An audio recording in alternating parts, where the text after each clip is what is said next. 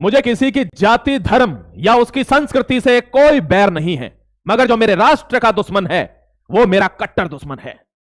बहलोल को फाड़ा था बीच से, गौरी के गले में भाला गाड़ दिया, जिसने भी छेड़ा हिंदू को छाती में भगवा गाड़ दिया।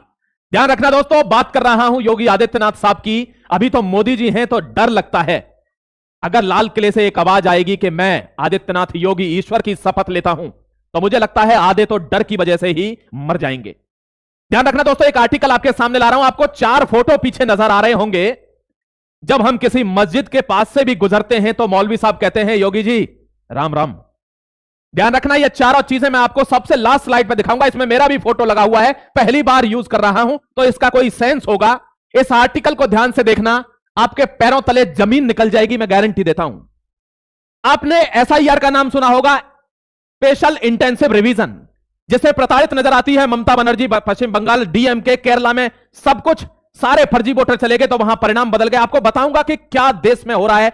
सरकार कितने बड़े पैमाने पर, हमारी तरह सरकार 1 महीने के काम पर नहीं सोच रही, वो अगले 25 साल पर सोच रही है कि जब 25 साल बाद किसी का बच्चा भारत में पैदा हो तो उसको इन परेशानियों का सामना ना करना पड़े, उसको फील हो कि मैं राष्ट्रभक्त हूं, मैं इस देश का नागरिक हूं, इसके खिलाफ कहीं से कोई आवाज नहीं आ जाए, ये उसको फील होना चाहिए। और इसी पर सरकार काम कर रही है, वो लॉन्ग टर्म विजन पर काम कर रहे हैं। बहुत ध्यान से आर्टिकल को देखना दोस्तों। इस व्यक्ति को अगर आप जानते हैं तो ठीक है, वरना मैं बता देता हूं, ये Chief Justice of India Surya Kant ji हैं।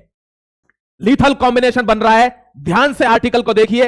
आप एक बार को तो सन्न रह जाएंगे कि यह है क्या, हां यह है। देखिए दोस्तों, इन्होंने पूछा है स्पेशल इंटेंसिव रिवीजन में, क्या इलेक्शन कमीशन को कोई अधिकार नहीं है क्या? इन्होंने साफ अल्टीमेटम दिया है that we are not going to allow the red carpet for the infiltrators, never.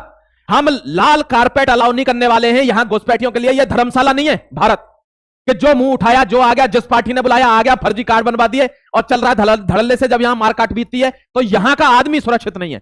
बाहर के आदमी अपने हक के लिए लड़ रहे हैं, यहां के आदमी को हक नहीं मिल रहा।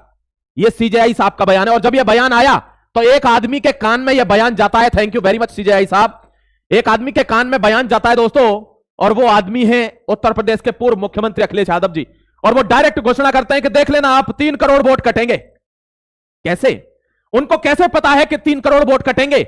और जस्ट उसी समय पर एक न्यूज आती है मेरे दोस्त, कहां गए यूपी के 3 करोड़ वोटर्स? एसआईआर में नहीं मिला नाम न रिकॉर्ड, इलेक्शन कमीशन आज लेगा अहम फैसला। 3 करोड़, मैं आपको वोट भी दिखाऊंगा, 2000, 10,000, 10 लाख, 3 करोड़। अब कहीं से 3 करोड़ वोटर कार्ड कम हो जाते हैं। आप देखिए उस इलाके में कैसे चेंज होगी सत्ता। बीजेपी 70 सीटों पर चुनाव लड़ती है, 75 सीटों पर चुनाव लड़ती है, उसको 37 सीट मिलती हैं। लेकिन वहीं पर दूसरी पार्टियां 40 सीट पर चुनाव लड़ रही है तो उसको 37 मिल रही है। आज दिक्कत तो है, इस दिक्कत का ही धागा खोलने के लिए मैं आपके बीच में आया हूं। बहुत ध्यान से आर्टिकल को समझना, क्योंकि आदित्यनाथ साहब पर मैं कोई आर्टिकल नहीं लाया, यह पहला आर्टिकल है, मेरा ध्यान रखना दोस्तों, यह पहला आर्टिकल है तुम्हारा। सोच लो, मेरे लिए यह खेल नया नहीं है। यहां ध्यान रखना, इनको बहुत दिक्कत हो गई है, क्योंकि इनको यह पता है कि यह डायरेक्ट वोट मेरे कट गए, मेरे वोट कट गए सारे के सारे, जो ये भागे यहां से। इस आदमी के कान में खबर आती है कि सीजीआई ने एक निर्णय दिया है कि लाल कारपेट नहीं बिछाऊंगा घुसपैठियों के लिए, चाहे बांग्लादेश का हो चाहे किसी भी देश का हो, वापस होंगे ये सब, जो यहां का है यहां रहेगा। ऐसा पहले कभी निर्णय नहीं आया, सबको पुचकारते रहे हैं आज तक। दोस्तों, एक ऑपरेशन शुरू होता है जिसका नाम है ऑपरेशन टॉर्च। क्या नाम है? Operation torch. और यह दिन का नहीं है, यह रात का है, ध्यान रखना। टॉर्च क्यों रखा गया नाम? क्योंकि इन्होंने कहा यह रात में ऑपरेशन शुरू होगा, यह दिन में नहीं होगा।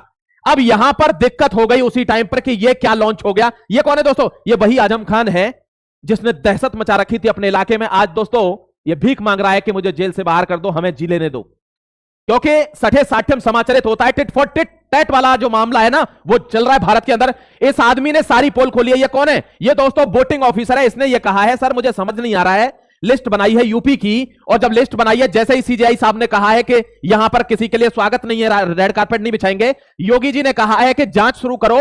और मैं लिस्ट में देख रहा हूं 3 करोड़ लोग गए हैं, नहीं फॉर्म ही वापस करने नहीं आए 3 करोड़ लोग। वो फॉर्म लेके गए हैं, फॉर्म वापस करने नहीं आए 3 करोड़ लोग। ये आपको समझना होगा दोस्तों, ये कहां गए? मर गए या थे ही नहीं, या कहीं बाहर के थे। बस्ती नाम का एक जिला है उत्तर प्रदेश के अंदर, वो रातों रात खाली हो जाता है, रातों रात। और इसकी सूचना कौन दे रहा है? इसकी सूचना दे रही है अखिलेश यादव जी की भाभी अपर्णा यादव कि ये लोग कहां जा रहे हैं।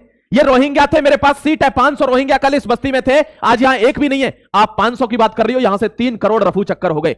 देख रहे हो सफाई अभियान, भारत बहुत बड़े पैमाने पर काम कर रहा है दोस्तों, ये हमको समझना होगा। देखिए मैं आपको एक छोटा सा आंकड़ा दिखाऊंगा, आप अचंभे में पड़ जाएंगे।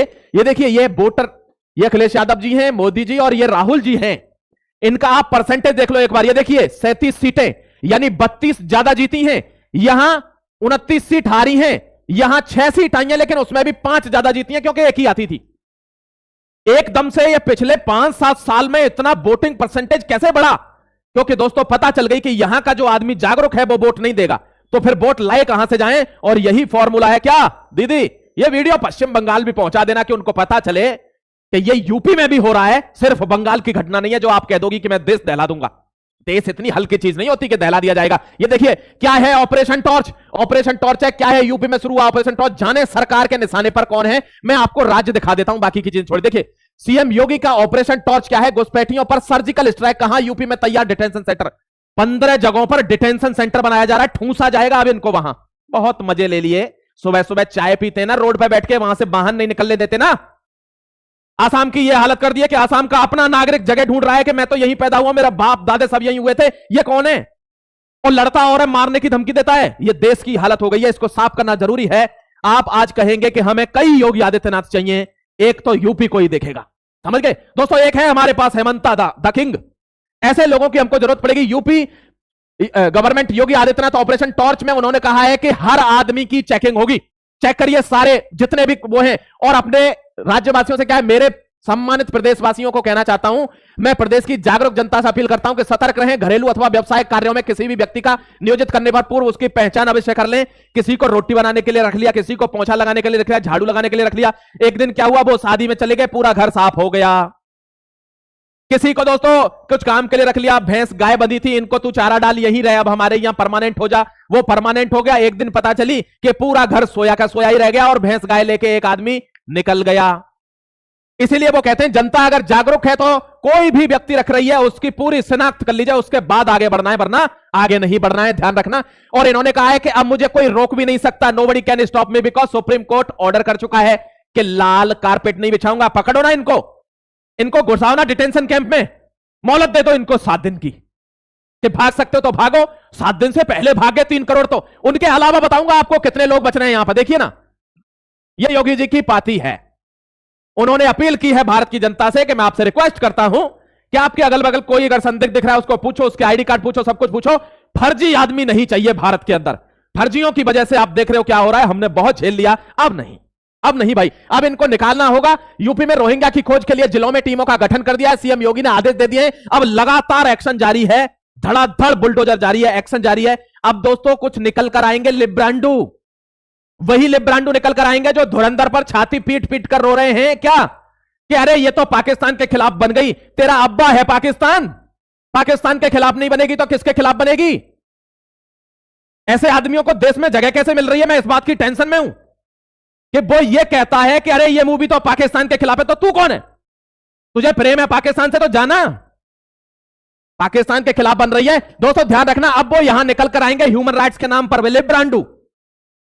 इनको भाई साहब इनकी चमड़ी को लाल करना पड़ेगा, ये मानेंगे नहीं, ध्यान रखना, क्योंकि ये लोग वही हैं जो इनको बचाते हैं और इनको फिर रुकवाते हैं और इनके साथ कॉन्स्पिरेसी करके भारत की जनता को मरवाते हैं। बच्चियों के रेप होते हैं हमारे यहां, क्यों होते हैं? क्योंकि इनको शय दी जा रही है, इनको यहां पाला जा रहा है। इनकी इतनी हैसियत औकात नहीं है कि ये यहां रह जाए। इनको क्यों रखा जा रहा है? क्योंकि इनको आश्रय दिया जा रहा है, कई गवर्नमेंटों के द्वारा इनको आश्रय दिया जा रहा है कि हम देख लेंगे, पैसा पहुंचाते रहेंगे, खाने पीने की व्यवस्था हो जाएगी, तुम फर्जी कार्ड बनाओ, वोटर कार्ड बनाओ। ध्यान रखना दोस्तों, इस पर वार आखिरी है। ये मेरठ में देख लीजिए, वैसे तो कई टीमें बनाई हैं, ये देखिए 1 2 3 4 5 6 7 8 9 10 11 12 13 14 15 16 17 राज्यों में हमने ये अभियान चला दिया है कि एक एक को खींच कर लाना है। ध्यान रख लो, ये वीडियो अगर किसी पे पहुंच जाएगा तो वो तो मुझे लगता है आज ही भाग जाएगा कि यार ये तो गड़बड़ हो रहा है मामला, समझ गए? इन जिलों पर फोकस है, मेरठ भी इसमें शामिल है। 15 जिलों में डिटेंशन कैंप बनाए जाएंगे ऑपरेशन टॉर्च से। वाराणसी में भी रोहिंग्या मिल रहे। भारत का कौन सा ऐसा जिला है, क्या ऐसा राज्य है, डिस्ट्रिक्ट है जहां पर ये नहीं है? ये किस तरह से शामिल हो गए जानते हो? जैसे दोस्तों कैंसर आता है, कैंसर की एक छोटी सी गांठ रहती है और वो फैलती फैलती फैलती फैलती पूरे उस इलाके को डेड करती हुई पूरी बॉडी को डेड कर देती है। ये वो कैंसर का सेल है, ध्यान रखना, इनको निकालना जरूरी है। सर्च यहां जारी है, रात को टॉर्च लेकर डॉक्यूमेंट चेक हो रहे हैं और बता रहे हैं योगी जी क्या हुआ। रात को तो ठंड रहती है, कंबल लेके भागोगे क्या? कंबल तो तुमको बांटे ही है किसी किसी पार्टी ने कि लो तुमको जाड़ा लग रहा होगा, वोट भी तो डालनी है तुमको मरने से पहले। नहीं तो दोस्तों कंबल में ही उसको पकड़ा जा रहा है कि यह भाग ना पाए, इसलिए रात को इसको पकड़ना है। यह मुहिम चली हुई। यह है दोस्तों अपर्णा यादव जी, इन्होंने ही बताया है कि 300 रोहिंग्या कहां भागे किसी को पता नहीं। बीजेपी नेता अपर्णा यादव ने लखनऊ छापेमारी पर यह क्यों कहा? क्योंकि उनको पता ही है, वहां की अध्यक्ष है, इनको पता यहां से कहां भागे, उनकी कोई लिखा पढ़ी नहीं, कुछ नहीं, कहां जाकर कुछ दंगा कर देंगे। ये दोस्तों उसके बाद एक्शन हुआ है यूपी के इस जिले में बांग्लादेशी रोहिंग्या घुसपैठियों के खिलाफ पुलिस ने चलाया ऑपरेशन टॉर्च। 35 लोग तो संदिग्ध मिल गए, बाकी भागे। 35 लोग संदिग्ध मिल गए और वो अपने आप से कह रहे कि हाँ जी हम बांग्लादेश के यहां रह रहे थे, फिर हमारा वोटर कार्ड बन गया, फिर तो हमको राशन भी आने लग गया, फिर हम भारत की छाती पर तांडव करने लगे, अब हमको दिक्कत हो रही है। अब तुमको नहीं बेटा, तुम्हारी कई कई पुश्तों को दिक्कत होगी, ध्यान देना इस बात पर। यह ऑपरेशन टॉर्च है, मेरठ में बनेगा 500 की क्षमता वाला डिटेंशन कैंप। 500 की क्षमता का डिटेंशन कैंप बना रहे हैं और 6500 आदमी मिल गए मेरठ में। कुछ बैठिए, क्या करे सरकार? अब आप देखिए ना वोट कहां से आते हैं, यह आपको समझने की बात है, इसलिए मैं यह आर्टिकल लेकर आया हूं। अब वो स्लाइड आई है जिसके बारे में मैंने आपको कहा था कि मैं आखिरी में बताऊंगा। ऐसा क्यों हो पा रहा है? पहले तो कभी नहीं हुआ ऐसा यार, पहले तो कभी कोई घुसपैठिए नहीं निकले क्या? पहले देश में नेता नहीं थे क्या? थे, लेकिन राष्ट्रवादी नहीं थे। नेता तो थे, राष्ट्रवादी नहीं। ध्यान रखना दोस्तों, राष्ट्रवादी में और देश प्रेमी में थोड़ा सा अंतर होता है। राष्ट्रवादी का मतलब है कि इसका दुश्मन मतलब मेरा दुश्मन। अब देश में तो जो रह रहा है वो प्रेम करेगा ही नहीं, राष्ट्रवादी होना जरूरी है, यह आप ध्यान रख लेना। पैट्रियोटिक हो ना हो, नेशनलिस्ट होना जरूरी है, समझ गए? अब यहां मैं 4 चीजें आपको क्या दिखा रहा हूं। यह पहला फोटो है, ध्यान से देख लीजिएगा मेरे दोस्त। यानी अगर सरकार में दम हो, सरकार नेशनलिस्ट हो और उस सरकार का चुनाव आयोग जिससे जनता को अधिकार मिलता है, जनता अपना सही आदमी चुनती है, वो सरकार के सहयोग में हो, यानी वो भारत के सहयोग में हो, वो जनता के सहयोग में हो कि कौन सी जनता ठीक है, कौन सी गलत है, कौन फर्जी वोट डाल रहा है, कौन क्या कर रहा है। अगर ये ठीक हो, उसके बाद अगर भारत की जुडिशरी किसी भी देश की, अगर वहां की न्यायपालिका जबरदस्त हो जाए, वो सही को सही माने और गलत पर पुचकारे नहीं, गलत को गलत माने, सजा दे। ये 3 पिलर होते हैं किसी भी डेमोक्रेसी के, किसी भी तगड़े देश के। एक चौथा पिलर और होता है, the 4th pillar of the nation which is media. अगर मीडिया काम को ठीक तरीके से, जो सही है वो सही है, जो राष्ट्र के हित में है वो राष्ट्र के हित में है, तो राष्ट्र विरोधी है तो चाहे वो कितने भी बड़े तबके पर हो, कितना भी पैसे वाला हो, कितना भी प्रोपेगेंडा वाला हो, अगर वो प्रोपेगेंडाइस्ट है तो है। ऐसी अगर मीडिया होती है, उसके बाद जाकर ही किसी राष्ट्र को बचाया जा सकता है। इनमें से कोई भी पिलर हिलता है तो वो राष्ट्र को खाने का काम करता है। ध्यान रखना, यह इस स्लाइड का मतलब है। आपको आर्टिकल कैसा लगा और इस स्लाइड का मतलब आपने समझा कि नहीं, कमेंट में जरूर बताना मेरे दोस्तों। फिर आऊंगा एक और नई इंफॉर्मेशन के साथ, तब तक के लिए अपना ख्याल रखिए और मजबूत भारत में जीने के लिए जिगर रखिए, क्योंकि भारत अब उत्कृष्ट होने वाला है और 2047 में विकसित भी। जय Hind, Vande Mataram, God bless you.